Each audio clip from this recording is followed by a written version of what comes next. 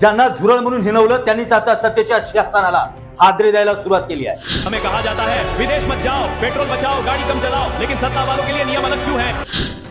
12 वर्षात जे प्रस्थापितांना जमलं नाही ते एका 30 वर्षाच्या तरुणांनी अवघ्या 5 दिवसात करून दाखवले। उनके काफिले दौड़ेंगे और आम जनता हर बार कुर्बानी देगी, आखिर क्यों? देशातील बेरोजगार तरुणांचा संताप आता मिम्स मधून नाही तर थेट डिजिटल क्रांतीच्या माध्यमातून उसळतोय। सिस्टम ने हमें कॉकरोच बोला है, हम भले पहले कुछ नहीं बोलते थे, लेकिन अब हम चुप नहीं रहेंगे। ही एक व्यंगात्मक पार्टी नाही तर व्यवस्थेच्या अहंकाराला बसलेली सर्वात जहरी चपराक आहे। सिस्टम को सिर्फ टैक्स देते हैं, ना हमें नौकरी मिलती है, ना ही बेसिक फैसिलिटीज मिलता है सिर्फ लाठीचार्ज।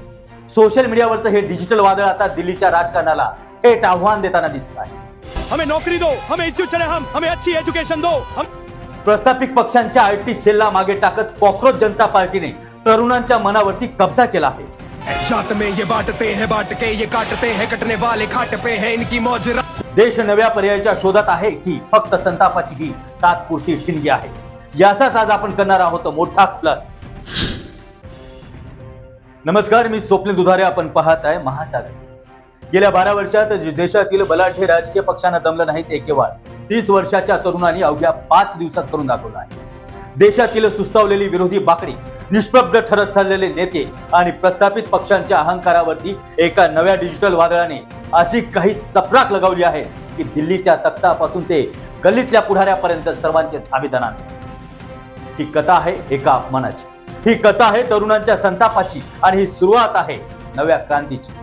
ज्या तरुणांना व्यवस्थेनं झुरळ म्हणजेच कॉकरोच म्हणून हिणवलं, त्याच तरुणांनी आता कॉकरोच जनता पार्टी CGP नावाची एक व्यंगात्मक चळवळ उभी केली आहे, जिने अवघ्या 5 दिवसात 1.5 कोटीहून अधिक अर्थातच 15 दशलक्ष फॉलोअर्स मिळून देशातील सर्वात मोठ्या सत्ताधारी पक्षाला देखील सोशल मीडियावरती अक्षरशः धूळ चारली आहे।